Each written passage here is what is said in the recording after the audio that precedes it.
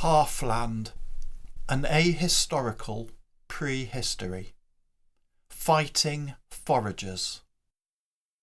In the 167th year of the Common Reckoning, Helgi led his army out of Bensby, marching along the southern bank of the Silver Stream, heading for Drown Daisy Ford.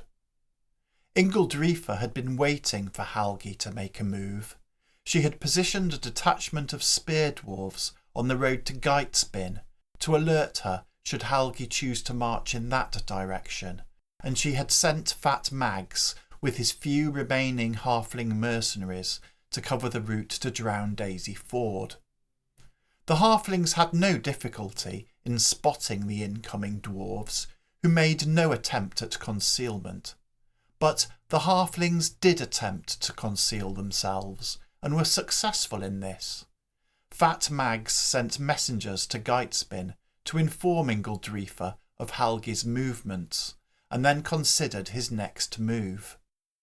The halflings were only few in number, far too few to meet the dwarves in open battle, but Fat Mags had seen his lads cut down in droves by the Bensby levies at the Battle of Helgi's Hill, and was eager to find some opportunity for vengeance. That opportunity soon came. Helgi and his army had been cooped up in Bensby all winter. Food was running low, and Helgi had no gold to purchase more. His army was therefore forced to live off the land. In practice, this meant helping themselves to anything edible that they could find. Not far from the road followed by Helgi stood a farm atop a low hill, and at the foot of that hill was a field, and that field was full of pigs, enough pigs to feed a small army. Helgi sent his brother Egil to go and get them. Egil took a small band of followers with him. There were Ornolf and Gort with their crossbows. There was Sigfast with his axe and shield. There was Brodir wearing a mail hauberk and wielding a two-handed warhammer. There was Asgrim, a veteran spear dwarf, also clad in mail, bearing a spear and shield. And there was Egil himself. He wore a mail coat and carried a battle-axe and shield. The halflings had been keeping an eye on the dwarves. They observed Egil and his followers detaching themselves from the main force, heading for the farm. Quickly, Fat Mags called his best warriors to him. There was Andok, wielding a two-handed spear. There was Gando, with a one-handed spear and a shield. There were the slingers, Bosco and Malco, and the archers, Golodol and Cobnut. And of course, there was Fat Mags, in a battered old gambeson coat, bearing a shield that bore the scars of many combats, and wearing a short sword at his hip. The dwarves sauntered carefree through the meadows, toward the farm on the hill, dreaming of roast pork. Behind the hill, the pigs truffled contentedly in their enclosure, unaware of the fate that the dwarves had planned for them. And unbeknown to the dwarves, beyond the pigs' enclosure, concealed among the trees, lurked Fat Mags and his halflings. As the dwarves neared the hill, Gando crept forward, peering around the side of the slope to observe their progress. He was not as stealthy as he intended. Gort spotted his little round halfling head bobbing about and informed his companions. Egil was confused, but not concerned. He did not expect to encounter a random halfling in the Geitsmark, but how much damage could a lone halfling do? He ordered Gort to move out to his right to get a better view. Gort confirmed that there was indeed a spear-bearing halfling sneaking around the foot of the hill. Egil ordered Ornolf to join Gort, and the two crossbow dwarves moved forward, trying to get a clear shot at Gando. After all, better to be safe than sorry. Shoot first and ask questions later. Meanwhile, the other halflings started to move through the pig field and up the hill. The first to reach the top was young Golodol, who stuck his head around the side of a barn to take a look at the advancing dwarves. He was spotted by Brodir, who had pushed on toward the hill in advance of his dwarvish companions. Brodir shouted over his shoulder, informing his fellows of Golodol's presence. While Egil scratched his head and wondered where all these halflings had come from, Fat Mags and Andok headed off to their left to provide support to Gando, while Cobnot and Bosco moved up to the farmyard. Malco had delayed his move forward while he finished a late lunch of bread and cheese, but, encouraged by some shouted abuse from Fat Mags, he completed his repast and hurried out from the trees to help. Ornolf and Gort each loosed a crossbow bolt at Gando, but the halfling proved an elusive target. While the dwarves spanned their crossbows in preparation for their second shots, Gando rushed forward, hoping to close with the dwarves before they could shoot at him again. Ornolf decided that this was a race that the halfling was likely to win, and ducked off to the side, buying himself some time. Gort took the opposite view. Rightly so.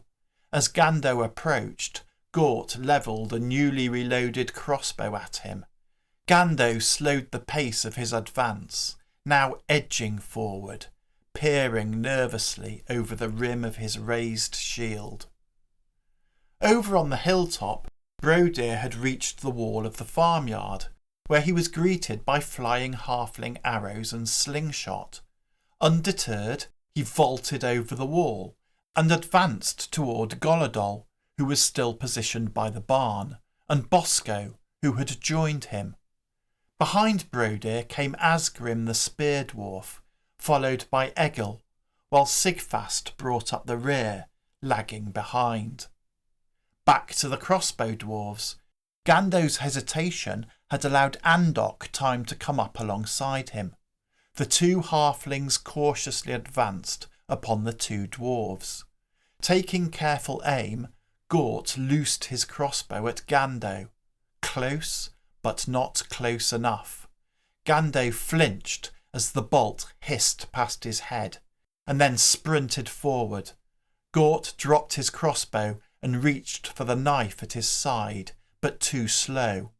Before he had a chance to draw it, he was impaled on Gando's spear. And now Fat Mags arrived on the scene.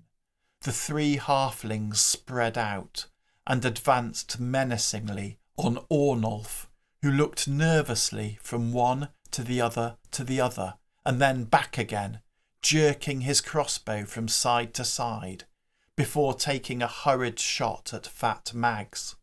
The bolt went wide and harmless. That was the last thing Ornolf did. Andok ran in and skewered him. Things were not going so well for the halflings in the farmyard. Brodir's mad rush forward took him barrelling into Bosco. The dwarf swung his warhammer, and Bosco's broken corpse lay lifeless on the earth. Across the farmyard, Cobnut was frantically working his bowstring, loosing arrow after arrow at the advancing Asgrim. Eventually one of these arrows thwacked into the dwarf's shield. Asgrim, who was only a few yards away from Cobnut at this point, halted, looked down at the still vibrating arrow, and looked back up at Cobnut, grinning.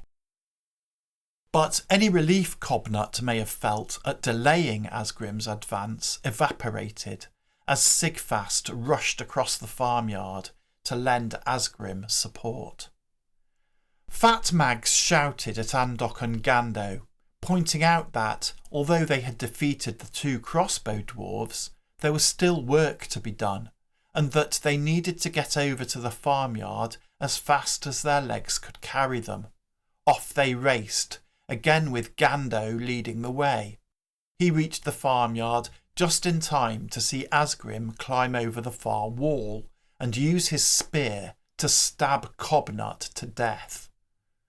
With trembling fingers, young Golodol knocked yet another arrow and loosed it at Brodir, who was standing over Bosco's mangled body, catching his breath. The arrow did not hit Brodir, but it did remind him of Golodol's presence. With a bellow, the dwarf charged at the terrified halfling, swinging his hammer high above his head. Golodol turned and ran. Meanwhile, Fat Mags and Andok had arrived. Fat Mags took some time to look around and see what was going on. Andok did not. He simply ran straight at Egil, shouting assorted obscenities as he did so. Egil turned to defend himself, having to duck and sway as Andok stabbed at him with his spear. And then things got worse for Egil as Gando joined in, and now he had two thrusting halfling spears to dodge. On the other side of the farmyard, Sigfast had climbed over the wall and was advancing menacingly toward Malco, who started edging backward toward the pig field. Things might have gone badly for Malco had not Fat Mags come to his aid. With a shout, the halfling leader ran across the farmyard and over the wall, assaulting Sigfast from the rear. Emboldened by this sight, Malco gathered himself, reversed his direction of travel, and rushed into the fray. Sigfast had expected to easily slay a single terrified halfling. Unexpectedly finding himself being attacked by two warlike and determined halflings, he prudently withdrew from the encounter and headed back into the farmyard. Egil was also being attacked by two warlike and determined halflings, but he did not back away. Maybe it would have been better if he had. Gando jabbed his spear toward Egil's face.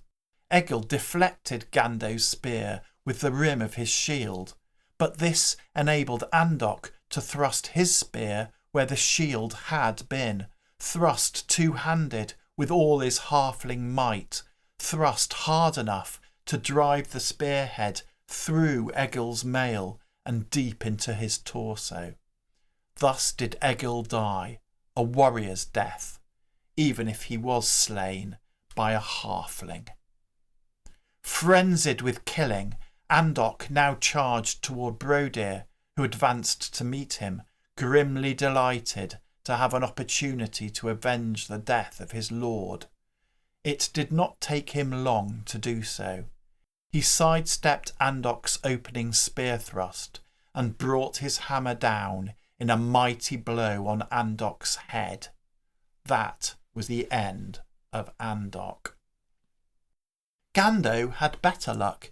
Seeing Sigfast making his way back across the farmyard, Gando advanced to meet him. Gando stabbed at Sigfast with his spear. Sigfast blocked with his shield and struck at Gando with his axe.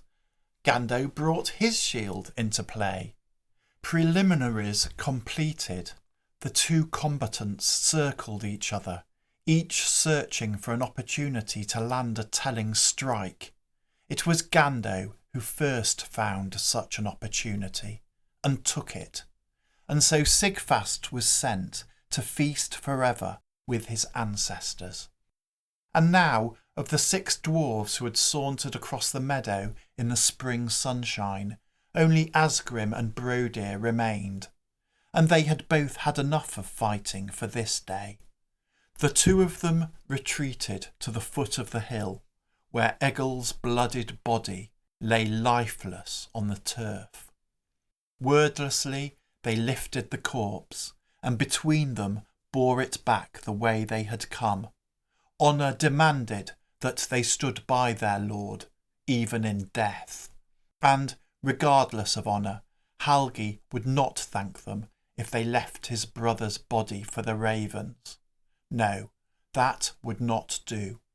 They would return Egil to his brother, and there would be a farewell feast while the body burned on a funeral fire fit for a hero. The halflings did not have a funeral feast for Andok, Bosco and Cobnut, nor did they burn their bodies on a pyre. Instead, they quietly buried them at the foot of an old oak tree, but they did dine on roast pork.